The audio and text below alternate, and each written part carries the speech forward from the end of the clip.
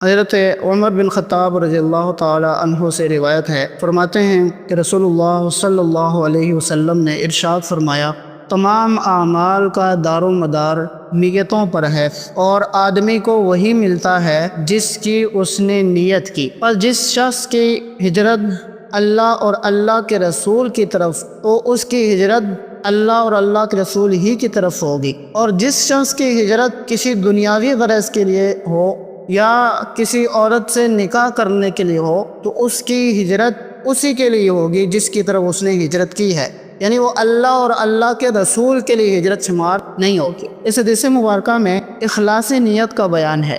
نیت کہتے ہیں دل کے ارادے کو۔ بندہ جب کوئی بھی عمل کرتا ہے تو اس کے پیچھے اس کی کوئی غرض ہوتی ہے، کوئی مقصد ہوتا ہے، کوئی ارادہ ہوتا ہے۔ اگر تو ارادہ اچھا ہو تو وہ عمل اس کے لیے اجر و ثواب کا باعث ہوتا ہے، اور اگر ارادہ برا ہو، نیت بری ہو تو بسا اوقات اچھا عمل بھی اس کے لیے وبال بن جاتا ہے۔ اس لیے اعمال میں اخلاص بہت ضروری ہے۔ کوئی بھی عمل ہو اس کی دو صورتیں ہوتی ہیں، ایک اس کی ظاہری صورت ہوتی ہے اور ایک باطنی صورت ہوتی ہے۔ ظاہری صورت جیسے ظاہری حرکات و سکنات، نماز ہے اس کا ایک ظاہری ڈھانچہ ہے، روزہ ہے، حج ہے، کوئی بھی عبادت ہے اس کی ایک ظاہری صورت ہوتی ہے، اور ایک باطنی صورت ہوتی ہے کہ اس عمل کے پیچھے اس کا ارادہ کیا ہے۔ تو علماء فرماتے ہیں کہ کسی بھی عمل کے قبول ہونے کے لیے دو شرطیں ہیں۔ نمبر ایک، اس عمل کی جو ظاہری صورت ہے وہ سنت کے مطابق ہو، اور نمبر دو، اس عمل کی جو باطنی صورت ہے وہ اخلاص پر مبنی ہو۔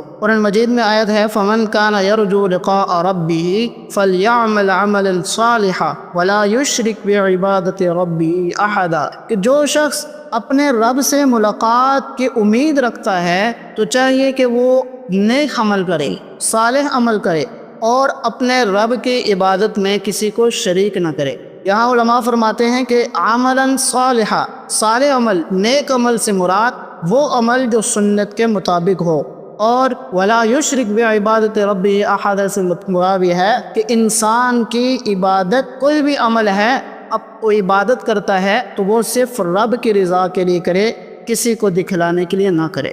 تو کوئی بھی عمل ہے اس کے لیے دو چیزوں کا ہونا ضروری ہے، نمبر ایک وہ سنت کے مطابق ہو، اور نمبر دو وہ اخلاص پر مبنی ہو۔ اخلاص کی کتنی اہمیت ہے کہ اللہ تبارک و تعالیٰ نے اجمالی طور پر بھی فرما دیا، وَمَا أُمِرُوا إِلَّا لِيَعْبُدُوا اللَّهَ مُخْلِصِينَ لَهُ الدِّينَ، کہ انہیں صرف اسی چیز کا، اسی بات کا حکم دیا گیا ہے کہ وہ اللہ کی عبادت کریں، اسی کے لیے دین کو خالص کرتے ہوئے، یعنی وہ جو بھی عبادت کریں خالص اس کے لیے کریں۔ اجمالی طور پر یہ حکم اللہ تعالیٰ نے قرآن میں دے دیا، لیکن کئی ایسے مقامات ہیں، کئی ایسے اعمال اور ایسی عبادات ہیں کہ اللہ نے ان عبادات کا حکم دیا تو اخلاص کے ساتھ ان کو ادا کرنے کا حکم دیا۔ دین اسلام کے 5 ارکان ہیں، کلمہ توحید، نماز، روزہ، حج، زکوٰۃ۔ پانچوں ارکان اللہ نے ان کا حکم دیا اور ساتھ ان کو اخلاص کے ساتھ ادا کرنے کا حکم دیا۔ کلمہ توحید، ایمان میں داخل ہونے کے لیے سب سے پہلی جو بنیادی چیز ہے وہ کلمہ توحید کا اقرار ہے۔ اللہ کے نبی صلی اللہ علیہ وسلم نے کیا فرمایا، من قال لا الہ الا اللہ خالصا من قلبه دخل الجنۃ ولم تمسسہ النار، جس نے دل کی گہرائیوں کے ساتھ، اخلاص دل کے ساتھ، سچے دل کے ساتھ، کامل صداقت کے ساتھ لا الہ الا اللہ کی گواہی دی، وہ جنت میں داخلہ اس نے پا لیا۔ کلمہ توحید کی جس نے گواہی دی، محض رسمی الفاظ نہ تھے بلکہ دل کے اخلاص کے ساتھ اس نے یہ الفاظ ادا کیے، فرمایا جس نے دل کے اخلاص کے ساتھ لا الہ الا اللہ پڑھا وہ رب کی رحمت کے قریب ہو گیا۔ کلمہ توحید پڑھنے کے بعد بندہ ایمان میں داخل ہو جاتا ہے۔ ایمان کے بعد بندے کی پہلی سیڑھی اور پہلی منزل نماز ہے، پہلی سیڑھی اور پہلی منزل نماز ہے۔ اللہ تبارک و تعالی نے اپنے محبوب کو حکم دیا، محبوب فصل لربک، اے محبوب نماز پڑھیے تو اپنے رب کے لیے۔ اللہ کریم اپنے محبوب موسیٰ کلیم اللہ سے خطاب کرتے ہوئے فرماتے ہیں، اقم الصلاۃ لذکری، اے موسیٰ کلیم اللہ آپ ہی نماز پڑھیں تو میری یاد کے لیے۔ نماز پڑھیں تو میرے ذکر کے لیے، نماز پڑھیں تو میری رضا کے لیے، کسی کے دکھلاوے کے لیے نہیں، کسی کو دکھانے کے لیے نہیں، کس ریاکاری کے لیے نہیں۔ آپ کی نماز وہی قبول ہوگی جو اخلاص پر مبنی ہوگی۔ اس کے علاوہ دین اسلام کا ایک اہم رکن روزہ ہے۔ فرمایا الصوم لی، یہ روزہ اہم عبادت ہے، یہ بھی میرے لیے ہے۔ اے لوگو، تمہارا بھوکا رہنا، تمہارا پیاسا رہنا، تمہارا اپنی خواہشات نفس سے دور رہنا، یہ محض میری رضا کے لیے ہو۔ پھر حج جیسی عظیم عبادت کو دیکھیں جو ایک عاشقانہ عبادت ہے، جس کا تقاضا یہ ہے کہ رب العالمین کی محبت میں اس طرح کھو جاؤ کہ بال بڑھتے ہیں بڑھ جائیں، ناخن بڑھتے ہیں تو بڑھ جائیں، پسینہ بہتا ہے تو بہہ جائے، جسم تھکن سے چورا چور ہوتا ہے تو ہو جائے، چہرہ رب العالمین کی راہ میں گرد آلود ہوتا ہے تو ہو جائے۔ دیوانہ وار کبھی بیت اللہ کا طواف کرو، کبھی صفا اور مروہ کی سعی کرو، کبھی منی اور عرفات میں جاؤ، کبھی مزدلفہ میں قیام کرو، رب العالمین کے در اور گھر پر حاضر ہوئے ہو، رسم عشق کی اس طرح ادا کرو کہ رب العالمین کی محبت میں فنا ہو جاؤ، رب العالمین کی محبت میں فنا ہو جاؤ۔ حج جیسی عظیم عبادت، فرمایا وَأَتِمُّ الْحَجَّ وَالْعُمْرَةَ لِلَّهِ، اے لوگو حج اور عمرہ مکمل کرو تو کس کے لیے؟ اللہ کے لیے۔ حج اور عمرہ کرو تو اللہ کے لیے۔ زکوٰۃ ایک اہم رکن ہے۔ فرمایا وَمَا آتَيْتُم مِّن زَكَاةٍ تُرِيدُونَ وَجْهَ اللَّهِ، اے لوگو جو تم زکوٰۃ دیتے ہو اور اللہ کی رضا تلاش کرتے ہو، اللہ کی رضا کا ارادہ رکھتے ہو، اللہ کی خوشنودی کا ارادہ رکھتے ہو، فَأُولَٰئِكَ هُمُ الْمُضْعِفُونَ، یہی لوگ ہیں جو اپنے مال اور اجر کو دگنا کرتے ہیں، جو اپنے مال اور اجر کو بڑھاتے ہیں۔ وَمَا تُنفِقُونَ إِلَّا ابْتِغَاءَ وَجْهِ اللَّهِ، اے لوگو جو تم کچھ خرچ کرتے ہو وہ اللہ کی رضا کے لیے کرو۔ دین اسلام کے 5 ارکان اور 7 اخلاص کا حکم دیا، اور پھر اور کئی بہت سارے اعمال ہیں کہ جن کو اخلاص کے ساتھ ادا کرنے کا حکم دیا۔ فرمایا لا خیر فی کثیر من نجواہم، لوگوں کی اکثر سرگوشیوں میں کوئی خیر نہیں ہوتی، الا من امر بصدقۃ او معروف او اصلاح بین الناس، مگر ہاں جو صدقے کا حکم دے، جو معروف نیکی کا حکم دے، او اصلاح بین الناس جو لوگوں کے درمیان صلح کرے، یہ نیکی کے کام ہے، خیر اور بلائی کے کام ہے۔ لیکن یاد رکھو وَمَن يَفْعَلْ ذَلِكَ ابْتِغَاءَ مَرْضَاتِ اللَّهِ، یہ تمام کام کرنے ہیں تو رب کی رضا کے لیے کرنے ہیں۔ فرمائے یہ تمام اعمال رب کو راضی کرنے کے لیے کرتا ہے، فَسَوْفَ نُؤْتِيهِ أَجْرًا عَظِيمًا، ہم ان قریب اسے بڑے اجر سے نوازیں گے، ہم اسے بڑے اجر سے نوازیں گے۔ تمام اعمال، پھر قربانی جیسا اہم عمل، اہم عبادت، فرمایا لَن يَنَالَ اللَّهَ لُحُومُهَا وَلَا دِمَاؤُهَا وَلَكِن يَنَالُهُ التَّقْوَىٰ مِنكُمْ، اے لوگو جو تم اللہ کی راہ میں مال خرچ کر کے قربانی کرتے ہو، سن لو، یاد رکھو، اللہ کے ہاں تمہاری قربانی کا گوشت نہیں پہنچتا، قربانی کا خون نہیں پہنچتا، اللہ کے ہاں جو چیز پہنچتی ہے وہ تمہارے دلوں کا تقوی اور اخلاص ہے۔ محبوب فَصَلِّ لِرَبِّكَ وَانْحَرْ، نماز پڑھیے تو اپنے رب کی رضا کے لیے، قربانی کریں تو اپنے رب کی رضا کے لیے۔ بلکہ میں تو یہ کہتا ہوں میرا جینا مرنا بھی میرے اللہ کے لیے۔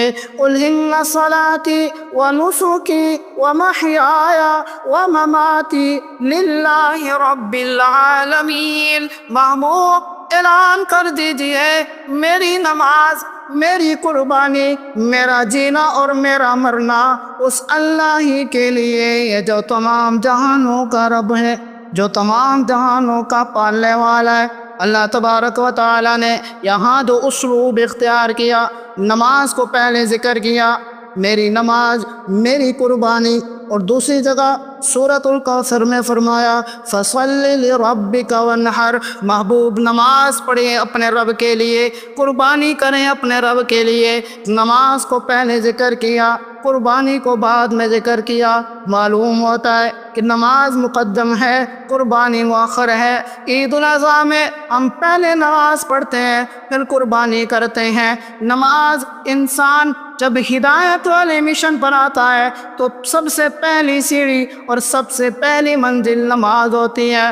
اللہ سے رابطے کا واحد ذریعہ نماز ہے۔ جب انسان مومن بن جاتا ہے تو مومن بندہ مومن کی زندگی اور رب العالمین کی بندگی نماز اس کی علامت ہے۔ اور دوسری طرف قربانی ہے جس کا تعلق جان سے ہے، موت سے ہے۔ جب بندہ اثار و قربانی کی پہلی منزل نماز ہے اور آخری منزل قربانی ہے۔ جب بندہ دن میں 5 وقت اپنے اوقات کی قربانی دے کر، اپنے کاروبار کی، اپنے مال کی قربانی دے کر رب العالمین کی بارگاہ میں حاضر ہوتا ہے تو اس کا مطلب یہ ہے کہ وہ جب اپنے وقت کی قربانی دے سکتا ہے تو وقت آنے پر اپنی جان بھی رب کی بارگاہ میں پیش کر دے گا، رب العالمین کی بارگاہ میں اپنی جان بھی قربان کر دے گا۔ گویا نماز ابتدا ہے، قربانی انتہا ہے۔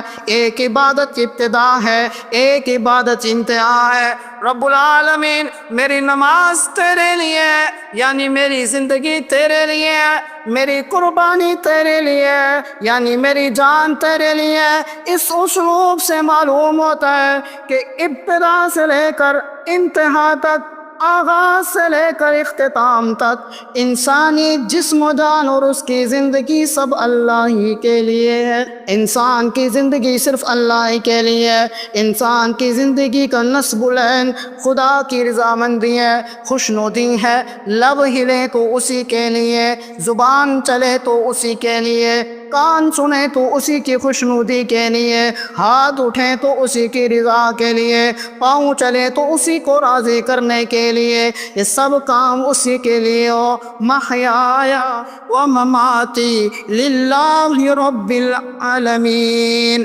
میرا جینا اور میرا مرنا اسی رب العالمین کے لیے ہے۔ ان تمام عبادات، کتنے اعمال اور قرآن و حدیث میں جن کا ذکر آیا آپ کے سامنے پیش کیے، ہر عمل کے ساتھ اخلاص کا ذکر ہوا۔ اس سے معلوم ہوتا ہے کہ اخلاص نیت اعمال میں کتنی ضروری ہے۔ آج ہماری زندگیوں میں اخلاص نہیں، ہمارا کون سا ایسا عمل ہے کہ جو اخلاص پر ہو؟ سب یہ کاری و دکھلاوے، اور بالخصوص آج جو انٹرنیٹ کا اور جدید دور کا جو فتنہ ہے اس میں تو ہمارا کوئی کام اخلاص کا رہا ہی نہیں۔ ذرا کسی کے ساتھ نیکی کر دی تو سیلفی لے لی، تصویر لے لی اور نیٹ پر ڈال دی۔ کسی کے ساتھ تعاون کر دیا، راشن دے دیا، مال دے دیا، 2-4 ہزار روپے دے دیے، ساتھ اس کی تذلیل بھی کرائی اور اپنی مشہوری بھی کروائی۔ ہمارا کوئی عمل اخلاص سے، ہر عمل اخلاص سے خالی ہے، کوئی عمل ریاکاری سے خالی نہیں ہے۔ اور ہمارا یہ رویہ، ہمارا طرز کہ ہم اپنے لیے چیز خالص تلاش کرتے ہیں، گھی چاہیے تو خالص، دودھ چاہیے تو خالص، لیکن اللہ کے لیے جو اعمال چاہیے وہ ملاوٹ والے۔ خالص کسے کہتے ہیں؟ کہ جس میں کسی دوسری چیز کی آمیزش نہ ہو، کسی دوسرے چیز کی ملاوٹ نہ ہو۔ تو جب ہم اعمال کریں تو اعمال کا اس بات تقاضا یہ ہے کہ ہمارا عمل صرف اللہ کی رضا کے لیے ہو۔ ہم اپنی باتوں میں اپنی نیکیوں کا اذعان کر دیتے ہیں، اپنے اعمال سامنے رکھ دیتے ہیں۔ مولانا اشرف علی تھانوی رحمہ اللہ نے اس دور کی ایک آیت نقل کی کہ بندہ کہہ رہے جو لوگوں کو مسجد میں آنے کا سلیقہ نہیں ہے، انتظام نہیں ہے، رات کو میں تہجد کے لیے اٹھا تو لوٹے سے ٹکر ہو گئی، راستے میں لوٹا پڑا تو ٹکر ہو گئی۔ فرمایا کہ اصل مقصد ٹکر ہونا یہ نہیں ہے، اصل مقصد یہ بتانا ہے کہ میں تہجد گزار ہوں۔ ایک بندے نے، 2 بندے آپس میں ملے تو ایک نے پوچھا تیرا نام کیا؟ اس نے کہا جی حاجی عبداللہ۔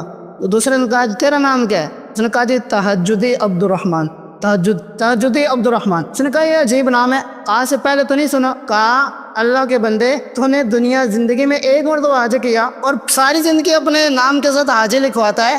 میں نے تو کہی تھی نا تہجد کی نماز پڑھی ہے، تو میں کیوں نہ اپنے نام کے ساتھ تہجدی لکھواؤں؟ تو ہمارے اعمال ایسے ہیں، حج اور عمرے کے لیے جاتے ہیں، وہ جو کیفیات مومن کے دل میں ہونے چاہیے آج نہیں ہے۔ آج جو ہی وہاں پہنچے سب سے پہلے سیلفی لی، فیس بک پہ ڈالی۔ پہلے کہا جاتا تھا یہ نیکی کر دریا میں ڈال، آج گئے جی نیکی کر فیس بک پہ ڈال۔ اعمال میں اخلاص بہت ضروری ہے۔ فرمایا کہ یا لا يقبل اللہ من العمل الا ما كان له خالصا وابتغي به وجهه. یاد رکھو کہ اللہ کے ہاں وہی عمل قابل قبول ہوتا ہے جو خالص اللہ کی رضا کے لیے کیا جائے اور اسی کی خوشنودی کو تلاش کیا جائے. اور ان اللہ یحب العبد التقی الغنی الخفی. اللہ تعالی متقی پرہیزگار دنیا سے بے نیاز اور گمنام بندے کو پسند فرماتے ہیں، جو اپنی نیکیوں کو، اپنی عبادات کو چھپا چھپا کر کرتا ہے. اللہ تبارک و تعالیٰ ایسے بندے کو پسند فرماتے ہیں. اور یہ بھی یاد رکھیں کہ انسان کوئی بھی عمل کرتا ہے، ایک نہ ایک دن اللہ تعالیٰ اس کے عمل کو لوگوں پر ظاہر کر دیتا ہے. فرمایا لو ان رجلا عمل عملا فی صخرۃ لا باب لها ولا قوت. اگر کوئی بندہ کسی ایسی چٹان کے اندر بیٹھا ہو کہ نہ اس کو کوئی دروازہ ہے، نہ اس میں کوئی سوراخ ہے، اس چٹان کے اندر بیٹھ کر اگر وہ کوئی عمل کرتا ہے، خرج عملہ الی الناس کائنا ما کان. ایک نہ ایک دن ایسا ضرور آئے گا کہ اللہ اس کے عمل کو لوگوں پر ظاہر کر دیں گے. تو ہم پھر اللہ کی رضا کے لیے عمل کیوں نہ کریں؟ ہم عمل کرتے ہیں دکھلاوے کے لیے، اپنی شہرت کے لیے. یاد رکھیں اس سے شہرت تو حاصل ہو جاتی ہے لیکن اللہ کی رضا حاصل نہیں ہو سکتی. اگر ہم اللہ کی رضا کے لیے عمل کریں، رب بھی راضی ہو جائے گا اور رب اپنے بندے کی تشہیر بھی کر دے گا، شہرت بھی مل جائے گی اور رب کی رضا بھی مل جائے گی. تو ہم جو بھی عمل کریں وہ خالصتاً اللہ کے لیے کریں. جو بندہ اپنے آپ کو اللہ کے لیے گمنام کر دیتا ہے، اللہ تعالیٰ اس کا نام پوری دنیا میں روشن کر دیتا ہے. علامہ ابن جوزی رحمہ اللہ نے اپنی کتاب میں ایک نوجوان کا واقعہ لکھا. فرماتے ہیں کہ شیخ ابو عبداللہ وہ ایک مسجد کے امام تھے. وہ کہتے ہیں کہ میں نے مسجد میں دیکھا کہ ایک نوجوان وہ بڑی اللہ کی عبادت کرتا ہے، بڑی خشوع اور خضوع کے ساتھ، اور 5 وقت کا نمازی ہے اور تکبیر اولیٰ کے ساتھ نماز پڑھتا ہے. مجھے اس نوجوان پر بڑا رشک آتا تھا کہ بھئی جوانی میں اسے اتنی زیادہ جو ہے نا وہ اللہ کی خوشنودی حاصل ہے اور اللہ کے ساتھ تعلق حاصل ہے، قربت حاصل ہے. فرماتے ہیں ایک دن اس نے عصر کی نماز پڑھی اور میرے پاس آیا اور کہنے لگا امام صاحب مجھے قرآن پاک کا ایک نسخہ دیجیے. آج کے دور میں تو بے حساب قرآن مجید ہیں، اس دور میں تو ایسا نہیں تھا، لوگ ہار سے لکھتے تھے، تو بہت کم شاذ و نادر کسی کے پاس کوئی نسخہ ہو. فرماتے ہیں میں نے اس کو ایک نسخہ دیا. پھر مغرب کی نماز ہوئی، میں نے دیکھا وہ نوجوان مغرب کی نماز میں نہیں ہے. پھر عشاء کی نماز ہوئی، عشاء کی نماز میں بھی حاضر نہیں ہوا. میں پریشان ہو گیا کہ جس نوجوان کی تکبیر اولیٰ فوت نہیں ہوگی وہ 2 نمازوں میں غیر حاضر ہے. کہتے میں اس کی تلاش میں نکلا، اس کے گھر پہنچا، دستک دی، اندر سے آواز نہ آئی. ایک ساتھی دیوار سے پلانگ کر اندر گیا تو اندر کیا دیکھتا ہے کہ وہ نوجوان ہاتھ میں اس کے قرآن ہے، سر سجدے میں ہے اور اللہ کو پیارا ہو چکا ہے، اللہ کو پیارا ہو چکا ہے. فرماتے ہیں ہم نے اسے سیدھا کیا، اسے غسل دیا. اب کفن دفن کے لیے بھی انتظام نہ تھا، پیسے نہ تھے اتنے. کہا جی چلو آگے پیچھے تعاون کر کے اس کے کفن دفن کا بھی انتظام کریں گے.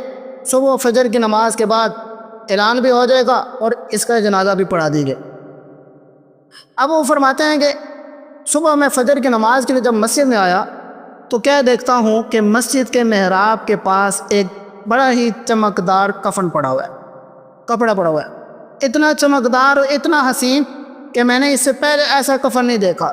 اور جب اسے چھوا، ہاتھ لگایا تو وہ ریشم سے بھی زیادہ نرم اور نازک. فرماتا ہے کہ جب میں فجر کی نماز پڑھائی تو نماز پڑھانے کے بعد سلام پھیرا، جب پیچھے دیکھا تو اس وقت کے بڑے بڑے اولیاء اللہ میری امامت میں، میرے مکھ کی ابتدا میں پیچھے کھڑے ہیں. مالک بن دینار، ثابت اور اسی طرح ایک اور نام ہے. بہرحال بہت بڑے بڑے علماء وہ فجر کی نماز میں شریک ہوئے. نماز کے بعد اعلان بھی ہو گیا اور مالک بن دینار اور جتنے بڑے بڑے علماء ہیں وہ بھی حاضر ہوئے. اس نوجوان کے پاس گئے. مالک بن دینار کہتے ہیں اس نوجوان کے پاس لے کے جاؤ. اس نوجوان کے پاس لے کر گئے.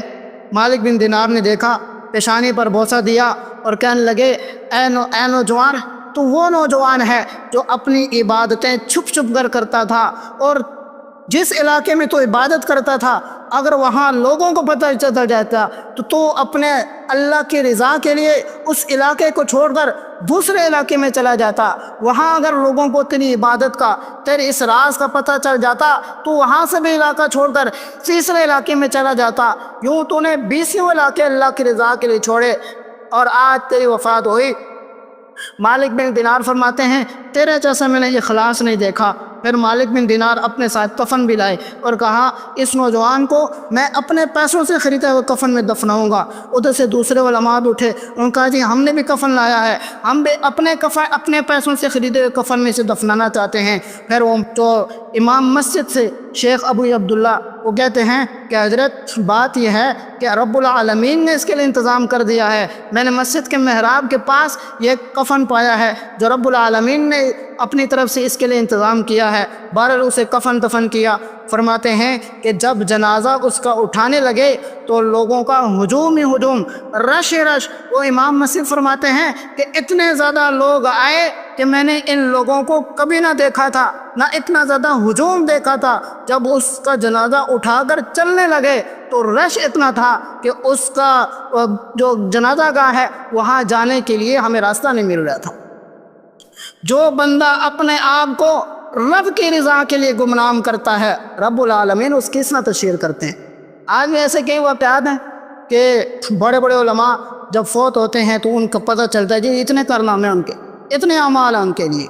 तो मेरे भाई, हम जो भी अमल करें खालिसतन अल्लाह की रज़ा के लिए करें। और अल्लाह रब्बुल आलमीन की रहमत ऐसी है कि बसा औकात अमल ना भी करो, सिर्फ नियत करो, अल्लाह उस नियत पर भी अजर अता फरमा देते। शहादत कितना बड़ा मर्तबा है। फरमाया, मन सअलल्लाह शहादत बिसिद्क़िन बल्लगहुल्लाहु मनाज़िल शुहदा व इन माता अला फिराशिही। जो बंदा सिद्क़ दिल के साथ, इखलास के साथ अल्लाह से शहादत का सवाल करता है, अल्लाह ताला उसे शहीदों के मर्तबे पर पहुंचा लेते हैं। व इन माता अला फिराशिही, अगरचे उसकी मौत बिस्तर पर होती है। लेकिन याद रखें, अगर नीयत में रियाकारी हो, दिखलावा हो, तो फिर यही शहादत इसके लिए वबाल बन जाती है। अल्लाह के नबी ने फरमाया, कल क़यामत के दिन 3 अशख़ास सबसे पहले अल्लाह की बारगाह में ला जाएंगे। इंशाअल्लाह इसकी तफसील अगले दर्स में होगी। लेकिन उनमें से एक शहीद होगा, अल्लाह की बारगाह में हाजिर होगा। अल्लाह ताला उससे पूछेंगे, हाँ भाई बता तूने क्या किया? कहेगा, अल्लाह तेरी रज़ा के लिए, तेरी मोहब्बत, तेरी रज़ा के और तेरी खुशनुदी के लिए मैं तेरी राह में जहाद किया, अपनी जान कुर्बान की। अल्लाह फरमाएंगे, नहीं, तूने जान इसलिए कुर्बान की कि तेरी वाह वाह हो, लोगों में तेरे चर्चे हों, लोगों में तेरी शोहरत हो। तेरे चर्चे भी हो गए, तेरी शोहरत भी होगी, आज तेरे लिए कोई अजर नहीं है, उसे औंधे मुँह जहन्नम में डाल दिया जाएगा। तो मेरे भाइयों, हमें अपने आमाल में और अपने दिल में इखलास पैदा करने की ज़रूरत है। बहुत अहमियत रखता है ये चीज़। हज़रत एक बुज़ुर्ग फरमाते हैं कि मैं अपने शेख की खिदमत में 10 साल रहा और 10 सालों में 8 साल मुझे सिर्फ़ इखलास पर मेहनत करने में लग गए। 8 साल सिर्फ़ अपने अंदर इखलास पैदा करने में लग गए। अल्लाह तबारक व तआला हमें भी इखलास की दौलत अता फरमाए। इंशाअल्लाह अगले दर्स में इखलास पर मिलने वाले इनाम, और जो मैंने अर्ज़ किया कि बस औक़ात इंसान नियत नहीं कर, सिर्फ नियत करता है, अमल नहीं करता, इस पर भी सवाब मिलता है। इंशाअल्लाह अगले दर्स में इस पर बात होगी। अल्लाह तबारक व तआला जो कुछ सुना और हमने पढ़ा उस पर अमल करने की तौफ़ीक़ अता फरमाए।